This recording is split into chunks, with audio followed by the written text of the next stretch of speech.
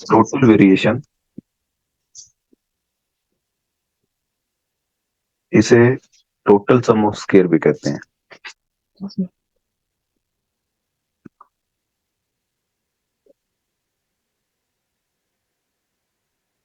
And denoted by TSS। TSS simple regression या multiple regression, उसका same to same है formula. y minus y bar का square, ये equal होता है summation y square minus summation y whole square over n। ये तो हो गई टोटल वेरिएशन की कहानी। इसके बाद दूसरे नंबर पे है explained variation. Explained variation RSS regression sum of square भी कहते हैं।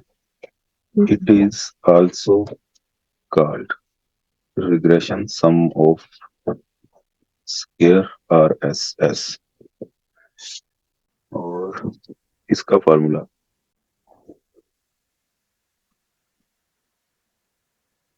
इक्वल है summation y cap minus y bar whole square. और आगे फर्दर ये किसके इक्वल होता है, बीटा या अल्फा, जो भी आपकी इक्वेशन में कांस्टेंट होता है, अल्फा समझ लें या बीटा समझ लें, alpha into summation y plus beta 1 summation x1y plus beta 2 summation x2y minus summation y whole square over n।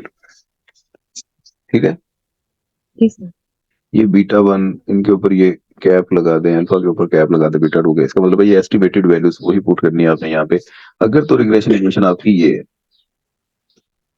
Alpha plus beta 1 x1 plus beta 2 x2, उसके लिए ये फार्मूला है। अगर रिग्रेशन इक्वेशन आपकी beta plus beta 1 x1 plus beta 2 x2, फिर क्या formula होगा, सारा फार्मूला सेम रहेगा, सिर्फ इस अल्फा की जगह बीटा लगा देना आपने। ठीक है सर। ये हो गया RSS का फार्मूला। अब unexplained variation, error sum of square, it is also called error sum of square ESS। अब ये फाइंड कैसे किया जाता है, ESS अगर आपने कर लिया तो स्टैंडर्ड एरर ऑफ एस्टिमेट वो भी आपका तैयार हो जाता है, क्योंकि यही फार्मूला उसमें भी चलता है। सिर्फ n-3 से डिवाइड करना होता है आपने ESS को। ESS इक्वल है summation y minus y cap whole का स्क्वायर, ये इक्वल है जी summation y square minus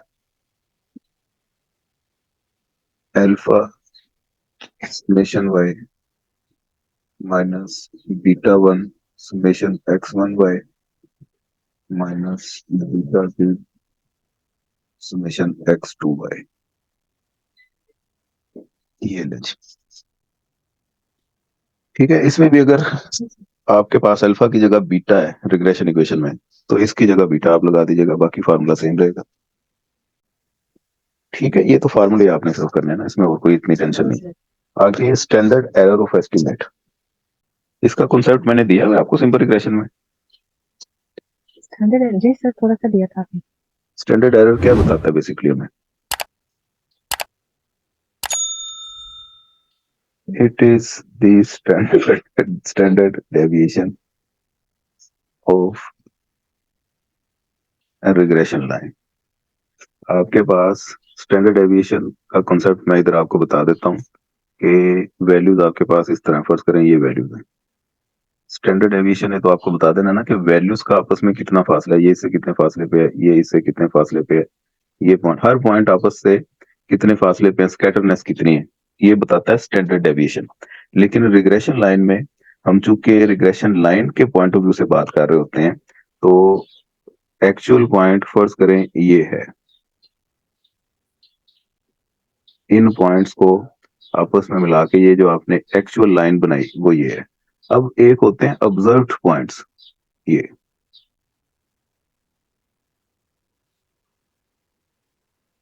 observed points को मिला के एक लाइन बनती है जिसे कहते हैं वाई कैप।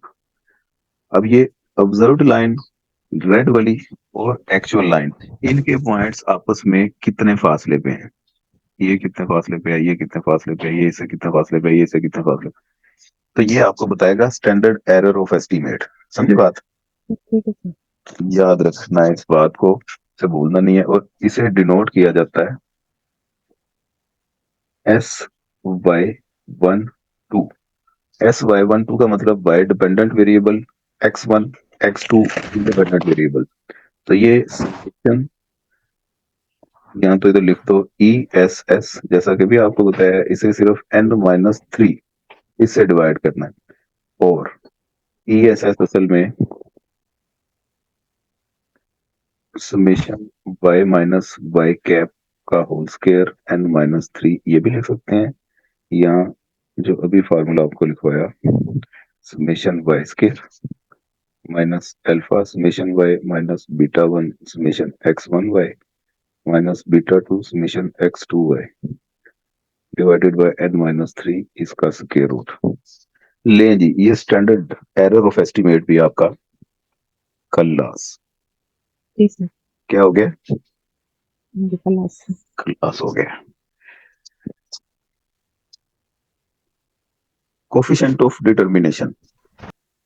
अच्छा, कोफिशिएंट ऑफ डिटर्मिनेशन, इससे पहले कोफिशिएंट ऑफ कोरिलेशन का आपको आइडिया होना चाहिए वो, लेकिन असल में इकोनोमेट्रिक्स में इतना नहीं वो पूछता, स्टैट में वो ज्यादा पूछता है कोफिशिएंट ऑफ कोरिलेशन। तो स्टैट के पॉइंट ऑफ व्यू के लिए ना आपने ये लाजमी तैयार कर लेना है कोफिशिएंट ऑफ कोरिलेशन के फार्मूले। अब coefficient of correlation multiple regression में दो तरह की होती है, एक को बोलते हैं पार्शियल कोफिशिएंट ऑफ कोरिलेशन और दूसरे को बोलते हैं मल्टीपल कोरिलेशन। इन्हें दोनों को डिनोट करने का तरीका आपको बता दूं, इसे स्मॉल r से डिनोट किया जाता है, इसे कैपिटल R से डिनोट किया जाता है। अब पार्शियल कोरिलेशन, ये तीन वेरिएबल में से किसी दो वेरिएबल का रिलेशन आप चेक कर रहे हैं, मसलन के x1 इक्वल है beta 1 plus beta 2 x2 plus beta 3 x3। ये आपके पास एक रिग्रेशन इक्वेशन है। x1 का बीटा 1, x1 का x2 के साथ रिलेशन चेक करना चाहें आप, पार्शियल कोरिलेशन बताएगा आपको। x1 का x3 के साथ रिलेशन चेक करना चाहें तो ये भी पार्शियल कोरिलेशन बताएगा। अगर x1 का x2 के साथ रिलेशन आप चेक करना चाहती हैं कि दोनों के दरमियान रिलेशन स्ट्रॉन्ग है या वीक है, तो इसे लिखेंगे 1 2। हम x3 को कांस्टेंट कंसीडर करेंगे तो डॉट के बाद 3 लिख देंगे। समझे बात? सर यहाँ x3 का रिलेशन चेक कर रहे हैं। यहाँ पे x1 और x2 का रिलेशन चेक कर रहे हैं, x3 को कांस्टेंट माना हमने। ठीक है सर। x1 का x3 के साथ जब रिलेशन चेक करेंगे तो R13.2, क्योंकि फिर हम x2 को कांस्टेंट कंसीडर करेंगे। ठीक है। इनके आगे कुछ फार्मूले हैं, वो देख लीजिएगा, नोट्स में आपके पास बने होंगे, वो फार्मूले तो वही रहेंगे, उसको इतनी ज्यादा टेंशन लेने की जरूरत नहीं है। हाँ, आंसर इसका कोरिलेशन की रेंज -1 to +1 होती है। तो पार्शियल कोरिलेशन हो या मल्टीपल कोरिलेशन हो या सिंपल रिग्रेशन का कोरिलेशन हो, इन तीनों की रेंज यही रहेगी। पार्शियल कोरिलेशन, इसका भी रेंज -1 से +1 के दरमियान होगी। 1 के करीब जितना आंसर होगा वो फिर आपको बताएगा कि इन दो वेरिएबल्स के दरमियान रिलेशनशिप स्ट्रॉन्ग है। 0 के करीब आंसर होगा तो ये बताएगा दो वेरिएबल के दरमियान रिलेशनशिप वीक है। प्लस में आंसर आए तो पॉजिटिव रिलेशन है, माइनस में आंसर आए तो नेगेटिव रिलेशन है। इसी तरह अब मल्टीपल कोरिलेशन, मल्टीपल कोरिलेशन क्या करेगा जी? मल्टीपल कोरिलेशन आपके जितने भी इंडिपेंडेंट वेरिएबल है, यहाँ पे तो दो है ना, ठीक है। जितने भी इंडिपेंडेंट वेरिएबल हो उनका कंबाइन रिलेशन बताएगा डिपेंडेंट के साथ। तो अब x2 x3 इन दोनों का रिलेशन x1 के साथ चेक करना, तो इसे लिखेंगे R23.1, मतलब 2 x2 और x3 ये इंडिपेंडेंट वेरिएबल है, ये डिपेंडेंट वेरिएबल। यहाँ एक मिनट, 1 डॉट 2 3 इस तरह लिखा होता है इसे ज्यादातर। ये पॉइंट से पहले ये डिपेंडेंट वेरिएबल होता है और ये दो इंडिपेंडेंट वेरिएबल। समझी बात? जी सर। अगर यहाँ पे एक तीसरा इंडिपेंडेंट वेरिएबल x4 वो भी ऐड होता तो यहाँ पे मैंने 4 भी लिख देता। उन सभी का x1 के साथ रिलेशनशिप वो कैसा है, रेंज इसकी भी -1 से +1 के दरमियान है, 1 के करीब आ गया तो तमाम वेरिएबल का कंबाइंड रिलेशन स्ट्रॉन्ग है, अदरवाइज वीक है, या तो पॉजिटिव है या तो नेगेटिव है। अब कोफिशिएंट ऑफ डिटर्मिनेशन, ये जो मैंने आपको हेडिंग लिखवाई थी कोफिशिएंट ऑफ डिटर्मिनेशन, इसमें आपने ये याद रखना है कि मल्टीपल कोरिलेशन जो हमने निकाली है ना, जी सर। या तो उसका स्क्वायर ले लें, इट इज दी पार्शियल का नहीं, गलत हो जाएगा, multiple. It is the square of multiple correlation. तो अगर तो R1.23 ये आपका मल्टीपल कोरिलेशन है, इसका स्क्वायर ले लें तो ये आपका डिटर्मिनेशन हो जाएगा। पहली बात तो ये हो गई। जी सर।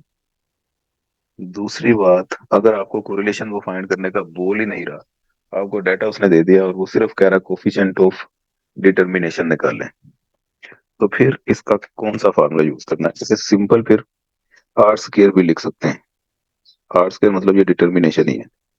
जी सर। तो इसका फार्मूला बनेगा β1 cap summation small x1 y plus β2 cap summation small x2 y divided by summation y का स्क्वायर। ये सारा कुछ स्मॉल लेटर में मैं लिख रहा हूँ। आगे ये आपको पता है कि समेशन x1 y किसके इक्वल होता है, डेविएशन मेथड भी करके आ रही है ना आप, हाँ जी।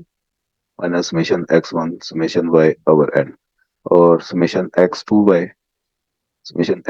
y minus summation x2 summation y over n summation y square summation y square minus summation y whole square over n। Okay, जी सर। तो ये आपको बेसिकली बताता क्या है, एक और इसका फॉर्मूला मैं लिख रहा हूँ,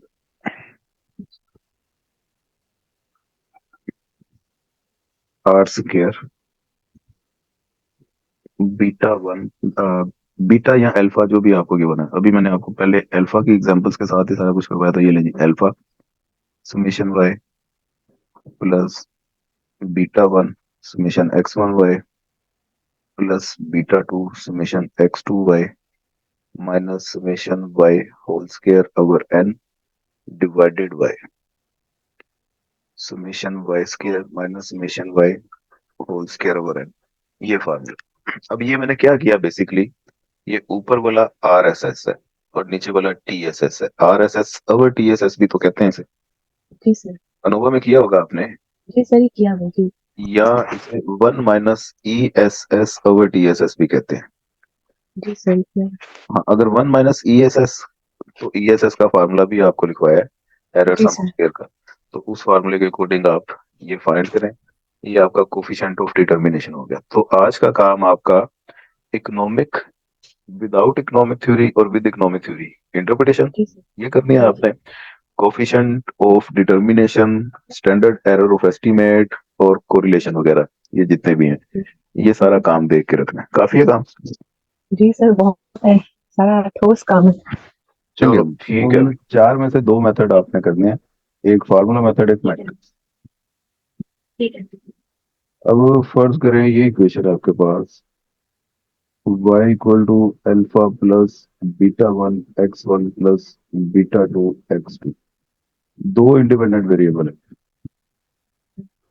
फार्मूला मेथड। हाँ।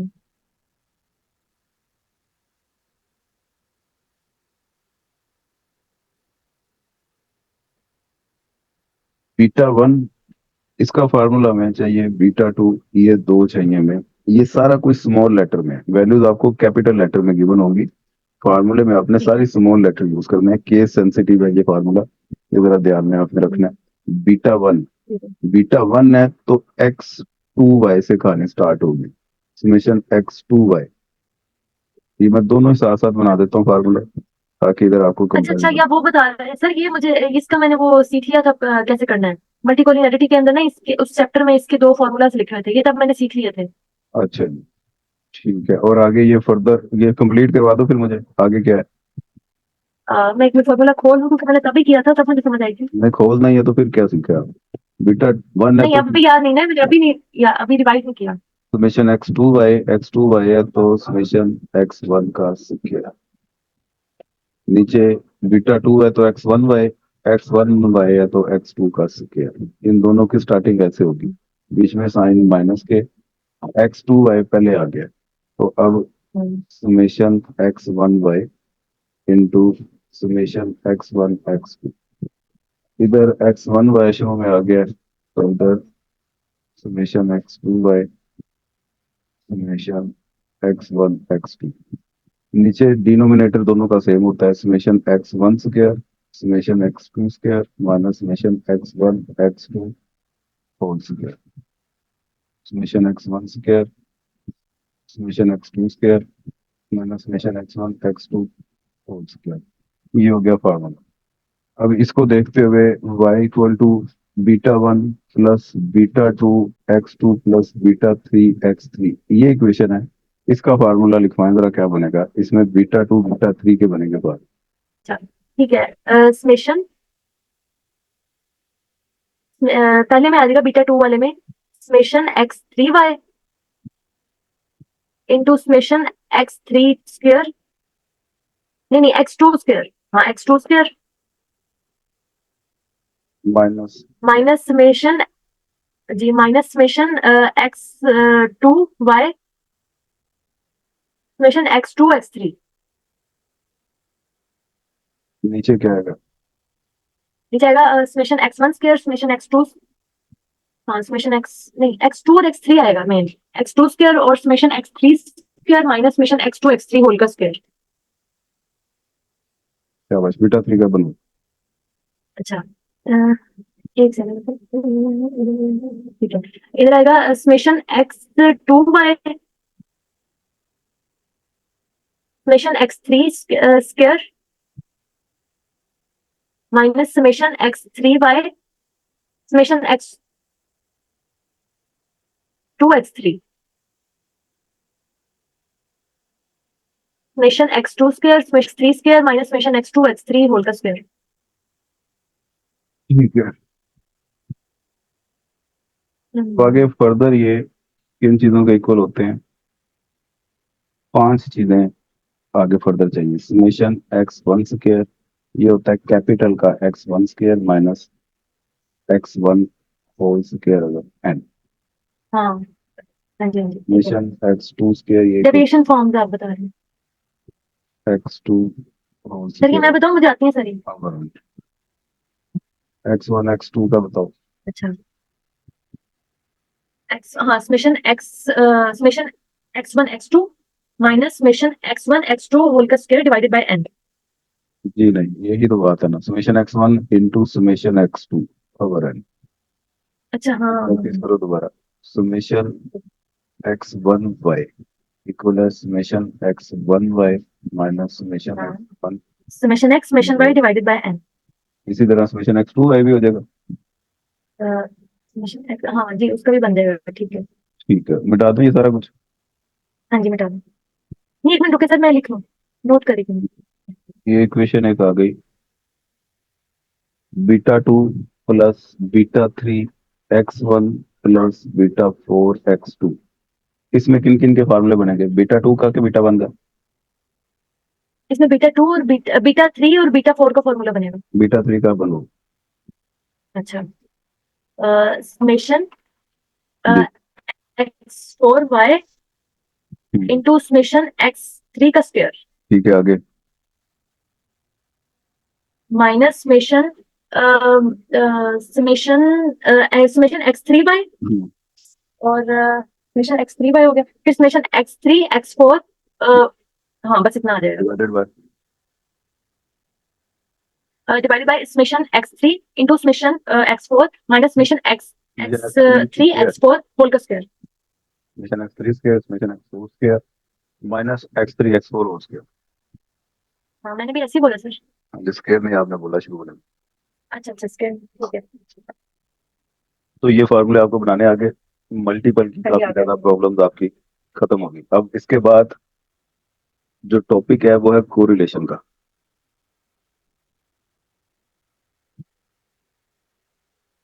Coefficient of correlation. Basically correlation का मकसद यही है जो सिंपल रिग्रेशन में था, दो वेरिएबल्स के दरमियान रिलेशनशिप बताना। लेकिन मल्टीपल में हमारे पास दो ऑप्शंस आ गई हैं। सिंगल रिग्रेशन में चूंकि वेरिएबल ही दो होते हैं तो उन दोनों के दरमियान ही रिलेशन बताएगा, डिपेंडेंट और इंडिपेंडेंट। यहाँ पे टोटल वेरिएबल दो से ज्यादा हो गए, तीन हो सकते हैं, चार हो सकते हैं। तो जितने भी वेरिएबल हैं उनमें अब एक पार्शियल कोरिलेशन कोफिशिएंट ये चलेगा आपका,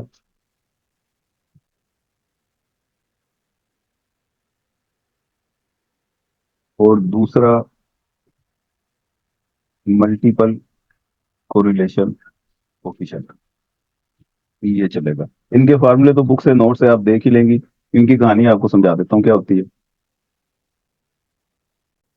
पार्शियल कोरिलेशन फर्स्ट करें, ये आपके पास मॉडल है। सर इन दोनों को पार्शियल, यूज क्यों करते हैं ये भी बता दें। वही बता रहा हूँ। पार्शियल कोरिलेशन में इस डिपेंडेंट का रिलेशनशिप एक्स वन के साथ क्या है वो बताना है, या सिर्फ एक्स टू के साथ क्या है वो बताना है। दो इंडिपेंडेंट वेरिएबल है, उन दोनों में से किसी एक का रिलेशन बताएगा वाई के साथ। ठीक है, पार्शियल का मतलब है हम पार्टली रिलेशनशिप चेक कर रहे हैं, बारी बारी चेक कर रहे हैं, एक्स वन का पहले चेक कर रहे हैं, एक्स टू का बाद में चेक कर रहे हैं। तो ये फर्ज करें अगर हम वाई और एक्स वन के दरमियान रिलेशन कैसा है ये चेक करना चाहें तो पार्शियल कोरिलेशन कोफिशिएंट ये यूज करेंगे। इसे फिर डिनोट किस तरह करेंगे, r y one dot two. ये डिनोट करने का तरीका समझ लो। वाई वन, वाई का मतलब है वाई और एक्स वन इन दोनों का रिलेशन चेक करने जा रहे हैं हम, जबकि एक्स टू ये कांस्टेंट कंसीडर करेंगे। तो हमने टू वो शो किए थे वो हमने कांस्टेंट लिया हुआ है। हाँ जी, जिसका रिलेशन चेक करना है उसके अलावा ठीक। बाकी जितने भी वेरिएबल हम उनको कांस्टेंट कंसीडर करेंगे, फिर ही रिलेशन चेक होगा ना वाई और एक्स वन के दरमियान। नहीं नहीं ये जो आपने लिखा r by one dot x one dot two, तो मैं इसमें पूछ रही हूँ कि जो यहाँ पे टू लिखा है वो ये बता रहे हैं ना कि वो दूसरे वाला हमने कांस्टेंट किया और पहले हमने वो लिखा है जिसके साथ रिलेशनशिप वाई का चेक कर रहे हैं। जी जी जी जी। ठीक है। अब अगर ये लिखा हो r one two dot three, इसका मतलब समझेगी कि एक्स वन और एक्स टू के दरमियान रिलेशन चेक कर रहे हैं, जबकि एक्स थ्री हमने कांस्टेंट कंसीडर किया हुआ तो वाई क्यों नहीं लिखा। है। वाई नहीं भी होता, ये भी तो इक्वेशन हो सकती है, x one equal to alpha plus beta two x two plus अच्छा बीटा थ्री ठीक है। एक्स थ्री, ये भी तो इक्वेशन हो सकती है। तो एक्स वन और एक्स टू के दरमियान रिलेशन चेक करें तो r one two dot three. Hmm. Partial correlation में ज्यादातर इस तरह के आर गिवन होते हैं आपको। R one three dot two इसका क्या मतलब हुआ? इसमें एक्स वन का एक्स थ्री के साथ रिलेशनशिप चेक हो रहा है और एक्स टू को हमने कांस्टेंट कंसिडर किया हुआ टू थ्री डॉट वन। है। एक्स टू और एक्स थ्री का रिलेशनशिप चेक हो रहा है और एक्स वन को हमने कांस्टेंट कंसिडर ठीक किया है, हुआ इनके बस फार्मूले हैं वो आपने देख लेने हैं, आप याद कर लेंगे। अब अगर है। एक क्वेश्चन आ जाता है, आपको कहते हैं कि all partial correlation coefficients find करें, तो ऑल पार्शियल कोरिलेशन कोफिशिएंट अगर तो इस तरह की या इस तरह की इक्वेशन है तो तीन ही बनते हैं, r one two dot three, one three dot two, two three dot one, इससे ज्यादा नहीं बनते। तो इन तीनों के फार्मूले आपको वन पता टू होने डॉट चाहिए। Three one three dot to और अच्छा इनका वन टू और टू वन कर लें तो उससे कोई फर्क तो नहीं पड़ेगा नहीं ना। नहीं, इससे फर्क नहीं पड़ता। ठीक है। इसी तरह ये थ्री टू डॉट वन भी लिख सकती हैं। ठीक। मिटा दूं? हाँ जी। ये होगी पार्शियल कोरिलेशन कोफिशिएंट की कहानी। एक होता है multiple correlation coefficient. Multiple correlation coefficient y का जितने भी इंडिपेंडेंट वेरिएबल है उन सब का वाई के ऊपर क्या इफेक्ट आ रहा है वो आपको बताएगा मल्टीपल कोरिलेशन। मसलन एक्स वन एक्स टू इन दोनों का मिला के वाई के ऊपर क्या रिलेशन आ रहा है ये आपको पार्शियल नहीं बताएगा बल्कि मल्टीपल बताएगा। समझो बात? मतलब उसमें कंबाइन वो रिलेशनशिप चेक करते हैं एक ही स्टेटमेंट में और इसमें जी। वो सेपरेट सेपरेट चेक करते अब हैं। यहाँ पे डिनोट करने का फर्क देखो, इसको कैपिटल आर से डिनोट करना है, स्मॉल आर से नहीं। वाई ठीक है। डॉट 1 2, सिर्फ ये डॉट का रोल है, इसमें और इसमें फर्क चेक कर लो। वाई डॉट, डॉट से पहले जो होगा इसका मतलब है ये डिपेंडेंट है, और डॉट के बाद बोले दो इंडिपेंडेंट है, x1 x2 इंडिपेंडेंट है। अच्छा ठीक है। और ये इक्वेशन आपके पास x1 equal beta one plus beta 2 x2 plus beta 3 x3, ये हो R1.23, इसका क्या मतलब हुआ? आर का आर x1 का रिलेशनशिप चेक हो रहा है, x2 और x3 दोनों के साथ इकट्ठा। जी, डिपेंडेंट x1 है, हाँ आर जी टू डिपेंडेंट ही, डॉट वो वन समझ टू आ गई मुझे। तो x2 यहाँ पे डिपेंडेंट हो गया, R3.12, इसका मतलब है हाँ, इसमें हमने x3 का रिलेशनशिप चेक हो रहा है x1 और x2 दोनों के साथ, और x3 डिपेंडेंट है। पार्शियल और मल्टीपल कोरिलेशन में कोई दिक्कत? नहीं। इनके भी फार्मूले आपने याद कर लेने हैं, तीन इसके फार्मूले हैं, तीन पार्शियल के हैं, तो कुल मिला के ये 6 फार्मूले हो गए। इनकी जितनी ज्यादा ठीक प्रैक्टिस है। कर सकती हो अपने हाथ पे लिख लो, दीवारों पे लिख लो, आते जाते वॉशरूम आया है फार्मूले दिमाग में होने चाहिए, नहीं खाना खा रही हो ये फार्मूले दिमाग में चल रहे हो, तो ये आपका काम बड़ा आसान हो जाएगा। अब इसके साथ ही एक टॉपिक और मैं आपको अटैच करवा देता हूँ, वो है कोफिशिएंट ऑफ मल्टीपल डिटर्मिनेशन। अब मल्टीपल रिग्रेशन है, तो कोफिशिएंट ऑफ डिटर्मिनेशन ये भी लिखा होता है इसे, या मल्टीपल डिटर्मिनेशन, एक ही बात है। ओके। अच्छा। अब कोफिशिएंट ऑफ मल्टीपल डिटर्मिनेशन, एक तो आसान सा तरीका इसका ये है कि जो मल्टीपल कोरिलेशन कोफिशिएंट है, पार्शियल नहीं, उसका स्क्वायर कर लो, y.12, ये मल्टीपल का डिटर्मिनेशन आ जाएगा। आपने सिंपली मल्टीपल कोरिलेशन कोफिशिएंट का जो आंसर निकालना होगा उसका स्क्वायर कर लें, वो आपका डिटर्मिनेशन आ जाएगा। अगर ये है इसका स्क्वायर कर लो, इसका स्क्वायर कर लो, इसका स्क्वायर कर लो, ये डिटर्मिनेशन हो गया। पार्शियल का स्क्वायर करोगी तो वो फजूल आपका टाइम भी जाया होगा और जीरो लगेगा। मल्टीपल का आपने स्क्वायर करना है, याद रखिए बात। ठीक है, मल्टीपल कोरिलेशन का कोफिशिएंट करें, स्क्वायर करें, तो वो ये निकल आता है डिटर्मिनेशन वाला। मल्टीपल का ठीक है। डिटर्मिनेशन निकल आता है। और इसके अलावा इसका फार्मूला आर स्क्वायर का, सिर्फ आर स्क्वायर भी से आप लिख सकते हैं, वो जो सिंपल रिग्रेशन में आपने लिखा था एक्सप्लेन वेरिएशन हाँ डिवाइडेड बाय टोटल वेरिए टोटल टोटल, टोटल। जिसे आपने एस एस ई या ई एस एस लिखा था, हाँ ESS का। अवर टी एस एस, जी। और इसे 1 - RSS अवर टी एस एस भी और कहते हमारे डिवाइड TSS। हैं। तो इनके फार्मूले मल्टीपल में थोड़े से डिफरेंट है। टी एस एस तो यही होगा, सिंपल रिग्रेशन हो या मल्टीपल हो, summation y minus y bar whole square summation y square minus summation y whole square over head, इसका तो कोई रोला नहीं। बाकी जो एक्सप्लेन्ड और अनएक्सप्लेन्ड है उनका थोड़ा सा फर्क आएगा। वो फर्क भी क्या आएगा, सिंपल रिग्रेशन में सिर्फ एक्स वाई था, अब यहाँ पे x1 x2 दो हो गए हैं, वाई एक ही है, उस हिसाब से फार्मूला थोड़ा सा एक्सटेंड हो जाएगा। मतलब RSS ये आपने सिंपल रिग्रेशन में किया था, summation y minus y cap whole square, इसे समेशन ई स्क्वायर भी कहा था, और ये होता था summation y square minus alpha summation y minus beta summation x y, ये किया था हमने सिंपल रिग्रेशन में। तो सिंपल रिग्रेशन आ रहा है कुछ याद इस तरह का? हाँ जी सर।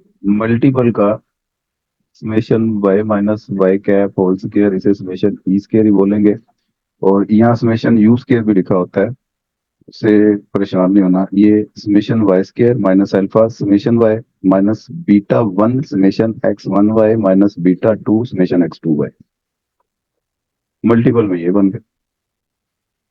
ठीक है तो मैं देखूँ। ठीक है, तो सिंपल के अगर अच्छे तरीके से याद हो तो मल्टीपल के याद करने में इतनी ज्यादा टेंशन नहीं होती, क्योंकि उसमें एक्स वाई की जगह पे x1 x2 आ जाता है हमारे पास।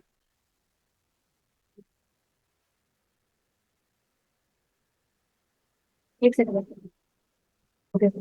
तो ये TSS का भी ये लिख के आगे लिख लो, सिंपल मल्टीपल दोनों के लिए सेम है। ठीक है।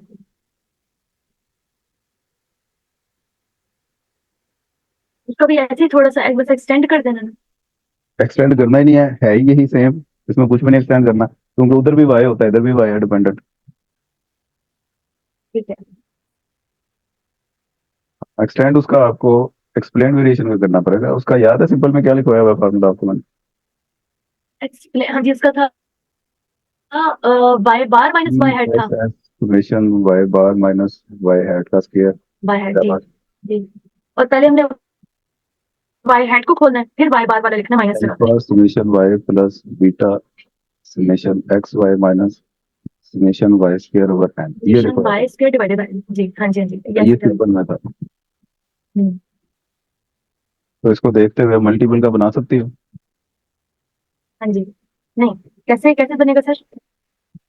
Summation y minus y bar minus y cap whole square alpha summation y, तो इसी तरह रहा प्लस, अब बीटे दो है, beta one summation x one y plus beta two summation x two y minus summation y whole square over है, ये मल्टीपल का हो गया।